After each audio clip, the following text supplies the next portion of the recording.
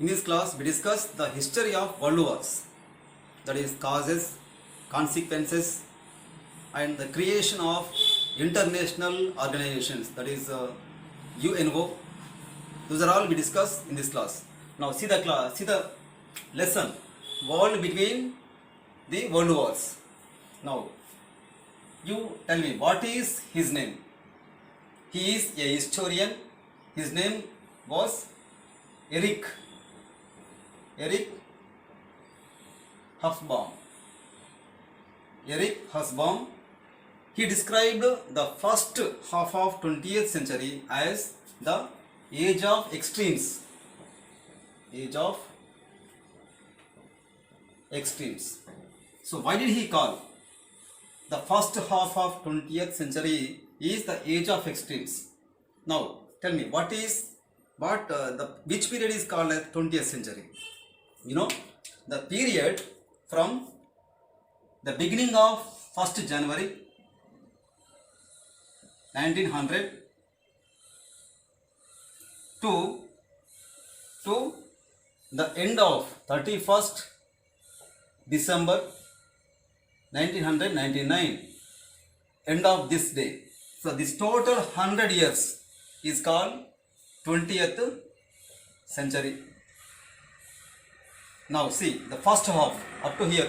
The first half, this period he called as the age of extremes because so many activities and incidents took place during this time, during this first half of 20th century. Now what are those accidents? What are those extreme activities, extreme accidents? As we know, this is 1914 to 1918. So this is the First World War period, World War I, 1914 to 1918. Then 1939 to about 45, 1945. This is the Second World War time. So these two world wars took place during this 50 years time, and fascism, that is in the year 1922. In the year 1922, fascism, and in the year 1933, Nazism. So these two new ideology of fascism grew up. Fascism in Italy and Nazism in Germany. So these two grew up. And also we know 1929, the year 1929, the Great Economic Depression, Great Economic Depression held in the year 1929. And also the new societies, new socialist societies emerged, and same time democracy also there. And also due to new discoveries, inventions in medicine, the life expectancy rate increases. So life expectancy rate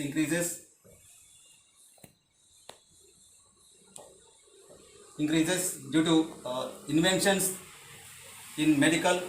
Then also the art forms like movies also became known, and literacy rate. Not only all these, so these are also took place in the first half of 20th century. Literacy rate increases, and also the great completed. Then also 100, more than 100 countries became independence, and also in return, in contrast to Nazism and fascism, a new ideology of democracy, where people rule their country. Democracy also came to rise. Democracy. So these are all extreme incidents took place during the first half of 20th century. So this person called it as the age of extremes. Now let us try to write the points here. So see, Erich Hobsbawm, he described the first half of 20th century,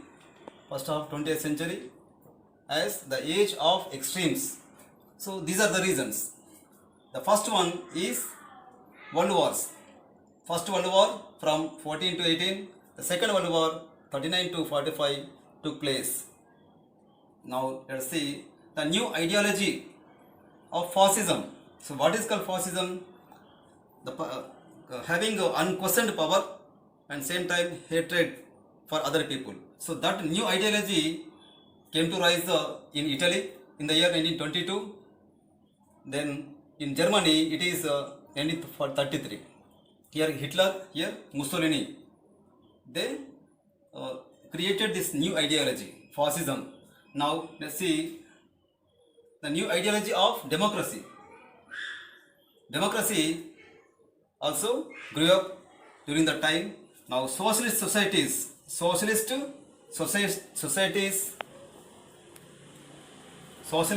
and capitalist societies came to rise.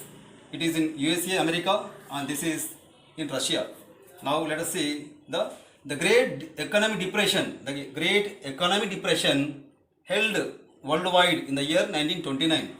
Now see, because of new inventions, discoveries in medicine, the average life expectancy rate increases because of medicine, inventions in medicine.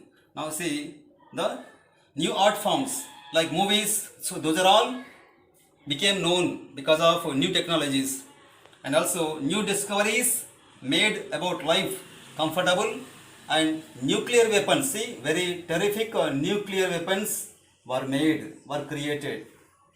So now let's look at then one more.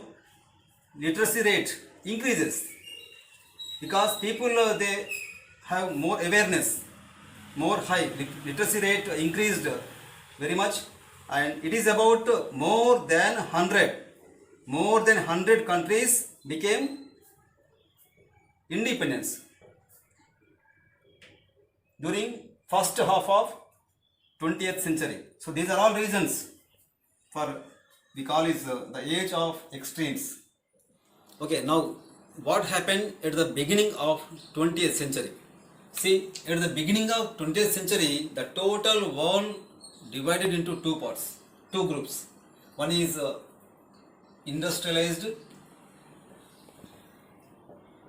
that is developed and industrialized countries. So such as Britain, USA, France, Russia, etc. So this is one group. The other group is colonized countries.